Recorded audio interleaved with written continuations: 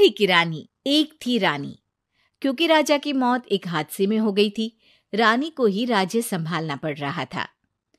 रानी का नाम था रानी रश्मिवती। रानी ईमानदार थी और प्रजा की सेवा में लगी रहती थी। एक दिन उसके दरबार में 3 नौजवान आए, रमेश, सुरेश और दिनेश। कहो, क्या सहायता कर सकती हूँ मैं तुम्हारी? हम आपके दरबार में काम करना चाहते हैं ताकि जनता की सेवा कर सके। लेकिन अभी तो तुम्हारी उम्र बहुत छोटी है। तुम लोगों को तो अभी अपनी पढ़ाई पर ध्यान देना चाहिए। हमारा मन पढ़ाई में नहीं लगता। माता पिता को लगता है कि हम किसी के लायक नहीं है और हम साबित करना चाहते हैं कि हम लायक हैं। उत्साह बहुत अच्छा है, मगर अभी उम्र कच्ची है तुम लोगों की। अरे उम्र से क्या होता है रानी जी? शास्त्रों में लिखा है कभी किसी के ज्ञान को उसकी उम्र के आधार पर नहीं देखना चाहिए। बात तो सही है तुम्हारी। और अगर सच में तुम ये संकल्प करके आए हो कि तुमको यहाँ काम करना है, तो पहले परीक्षा देनी पड़ेगी। 3 परीक्षा, एक शारीरिक परीक्षा, एक बुद्धि की परीक्षा और एक देशभक्ति की परीक्षा। और ये क्या है?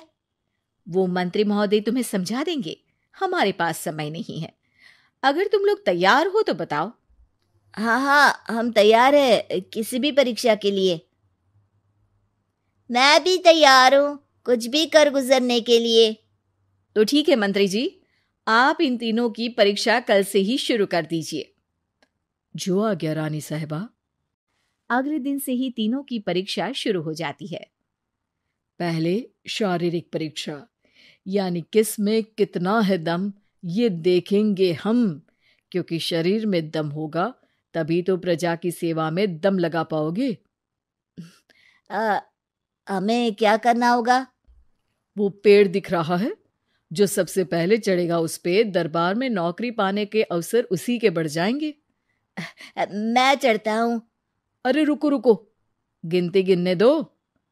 1, 2, 3।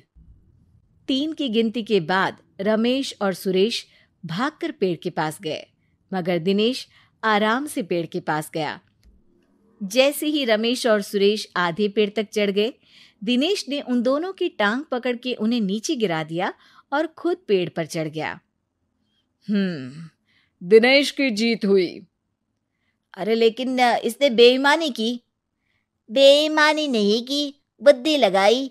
शरीर के दम के साथ दिमाग में भी दम होना चाहिए। क्यों मंत्री जी? हाँ, बात तो तुम्हारी सही है। लेकिन बात अगर बुद्धि की है तो बुद्धि की असली परीक्षा हम कल लेंगे। शाम को जाकर मंत्री रानी को सब बता देते हैं। यानी दिनेश उन सब में ज्यादा होशियार है। जी रानी साहिबा। अगले दिन तीनों की बौद्धिक परीक्षा का समय होता है। आज हमें क्या करना है मंत्री जी? थोड़ा सब्र करो, कल जल्दबाजी में ही हारे थे तुम। सही कह रहे हैं मंत्री जी। अरे तू क्यों ज्यादा बोल रहा है? तू भी तो हारा था ना कल। ए दिनेश, ज्यादा होशियार मत बन। अरे लड़ो मत। आज की परीक्षा पर ध्यान दो। आज की बौद्धिक परीक्षा में ये कुछ बोरे हैं, कुछ में नमक है और कुछ में रुई। जिसको जो ले जाना है उठा लो। देखते हैं कि कौन जल्दी से कोई भी एक बोरा नदी के उस पार लेकर जाता है। समय शुरू होता है अब। तीनों बोरों की तरफ बढ़ते हैं। सुरेश, नमक की बोरी भारी है, ले जाने में मुश्किल होगी। हाँ, सही कह रहा है, रुई हल्की है, हम दोनों रुई लेकर चलते हैं। अरे भाई, मैं तो नमक लेकर जाऊंगा। रमेश और सुरेश ये सोचकर हंसते हैं कि आज तो दिनेश हार ही जाएगा। दौड़ शुरू होती है। 1, 2, 3। तीनों नदी की तरफ भागते हैं। रुई में वजन कम होने के कारण रमेश और सुरेश आगे निकल जाते हैं और दिनेश थोड़ा पीछे। पर जैसे ही वो सब नदी में जाते हैं, दिनेश की बोरी का नमक गलने लगता है और वजन कम हो जाता है, जबकि रमेश और सुरेश की रुई में पानी भर जाता है और बोरी का वजन बढ़ जाता है। अरे ये इतनी भारी क्यों हो गई रमेश? अरे मुझे क्या पता, शायद जादुई बोरी है। अरे लगता है कि हम बेवकूफ बन गए। बने नहीं हो, तुम हो ही बेवकूफ। इतना तो पता होना चाहिए कि पानी में नमक गल जाएगा। दिनेश का पूरा नमक गल जाता है और बोरी खाली हो जाती है। वो जल्दी से रेस पूरी कर लेता है। इस परीक्षा के विजेता भी दिनेश ही हैं। उसने दिमाग लगाकर दिखा दिया कि वो बौद्धिक परीक्षा में भी रमेश और सुरेश से आगे है। अब कल तुम्हारी देशभक्ति की परीक्षा होगी, जो स्वयं रानी मां लेंगी। रात को फिर मंत्री रानी के पास जाकर बता देते हैं कि आज की परीक्षा में कैसे दिनेश ने अक्लमंदी दिखाई और बौद्धिक परीक्षा में भी उसी की जीत हुई।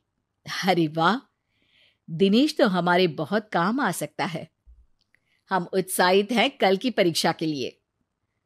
वो तो ठीक है रानी साहिबा, लेकिन हमने सुना है कि पड़ोसी राज्य का राजा आकाशदीप हमारे राज्य की सीमा में घुसपैठ कर रहा है। ये तो चिंता की बात है।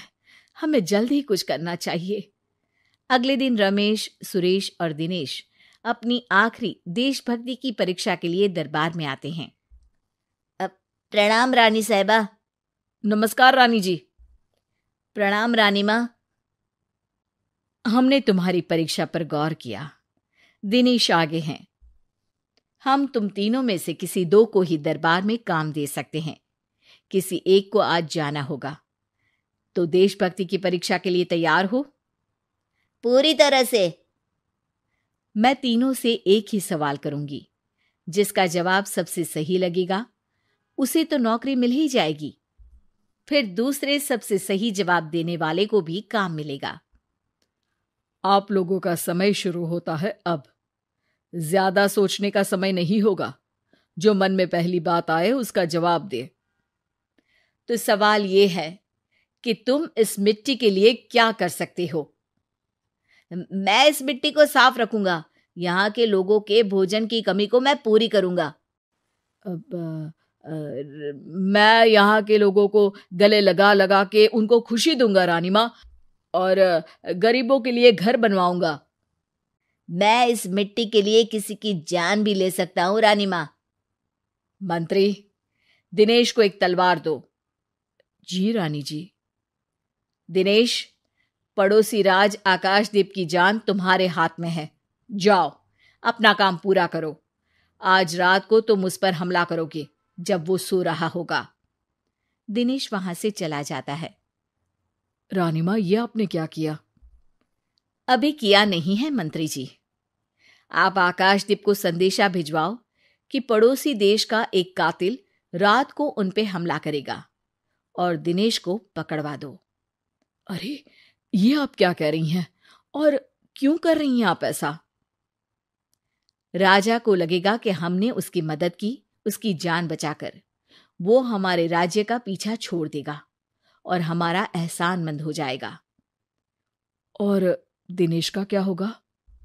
इस राज्य को दिनेश जैसे शातिर और लड़ाकू लोगों से ज्यादा जरूरत है, ऐसे लोगों की जो लोगों को खाना खिलाने की और खुश करने की बात करे। और ये गुण सुरेश और रमेश में है। इन्हें नौकरी दे दो। दिनेश बहुत चतुराई से नौकरी हड़पना चाहता था, जिसके लिए उसने रमेश और सुरेश जैसे दोस्तों का भी नुकसान किया। पर रानी ज्यादा चतुर निकली। उसने एक तीर से दो निशाने लगाए। दिनेश जैसे खूंखार युवक को राज्य से बाहर करवा दिया और पड़ोसी राजा आकाशदीप को अपना एहसानमंद कर लिया।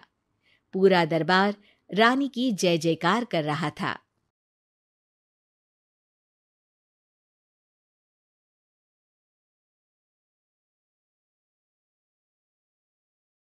चुलबुली बहन विशाखा की शादी कुछ ही दिनों पहले कार्तिक नाम के एक लड़के से दुर्गापुर गांव में होती है। विशाखा अपने ससुराल में बहुत खुश होती है। एक बार विशाखा उदास बैठी होती है तो उसकी सास उसे आकर पूछती है, अरे बहू, तू इतनी शांत क्यों बैठी है? क्या हुआ बेटा? कुछ नहीं माँ जी, घर की याद आ रही थी। एक काम करना बेटा, अपनी छोटी बहन को बुला ले, तेरा मन भी लग जाएगा है? विशाखा ये सुनकर खुश हो जाती है और अपनी बहन शिखा को फोन करके बुला लेती है। शिखा विशाखा के ससुराल आ जाती है। दी, कैसी हो आप? अरे आ गई तू, मैं तो एकदम ठीक हो गई। शिखा पूरे परिवार से मिलती है। नमस्ते जीजू, कैसे हो आप? अरे बढ़िया बढ़िया, तुम बताओ। अरे कुछ नहीं जीजू। अरे आपकी शर्ट पर कॉकरोच है? कहाँ है? सॉरी जीजा जी। शिखा, आते ही तूने शैतानी शुरू कर दी, चल कमरे में। अगले दिन विशाखा रसोई में खाना बना रही होती है और तभी वहां शिखा आकर उसे पीछे से डरा देती है। वो! विशाखा डर जाती है और शिखा हंस पड़ती है। तू पागल है क्या शिखा? अभी मेरे हाथ से सब्जी गिर जाती ना। अरे दी, आपको क्या हो गया है? शादी से पहले तो कितनी मस्ती करती थी और अब एकदम बोरिंग हो गई है आप। ऐसा कुछ नहीं है शिखा, वो तो शिखा, चूहा कहाँ है? दीदी दीदी दीदी दीदी, मुझे चूहे से बहुत डर लगता है। कहाँ है चूहा? देखा शिखा, मैं कुछ भी नहीं भूली, मस्ती करना भी नहीं। सच में दीदी, आपने तो डरा ही दिया था मुझे। दोनों बहनें आपस में बात कर रही होती है, तभी शिखा को एक आइडिया आता है। दी, क्यों ना आज हम इन सबको डराए? नहीं नहीं शिखा, ये मेरा ससुराल है, यहाँ लोग मजाक में नहीं लेंगे तुम्हारी बात को। अरे दी, तुम भी ना कितना सोचती हो। रात में जब सब सो रहे होते हैं कि अचानक से विशाखा की सास को पायल की आवाज सुनाई देती है। वो आंगन में आकर देखती है तो आवाज आना बंद हो जाती है। अरे कौन है इतनी रात को? वो जैसे ही मुड़ती है तो देखती है कि सफेद साड़ी में एक औरत घूम रही है। वो डर जाती है और भागकर अपने कमरे में चली जाती है। वो औरत और कोई नहीं पर शिखा होती है। सास को डरा हुआ देख शिखा जोर जोर से हंसने लगती है।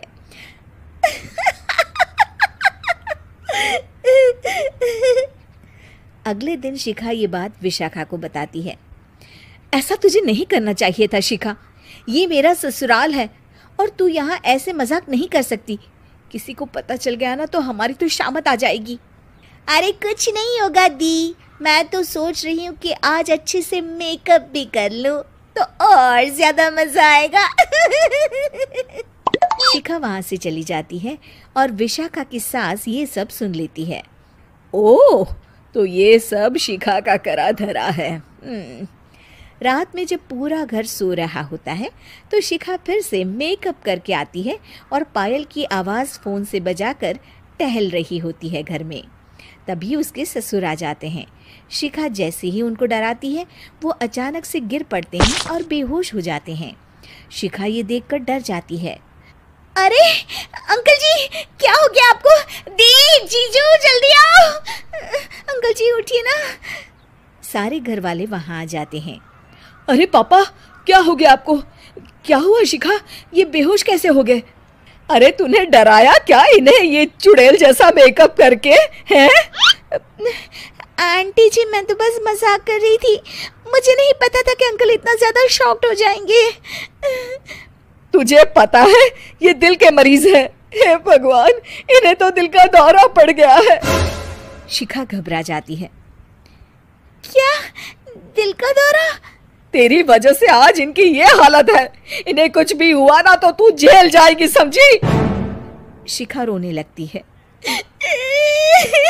नहीं नहीं आंटी जी, ऐसा मत बोलिए, अंकल को कुछ नहीं होगा।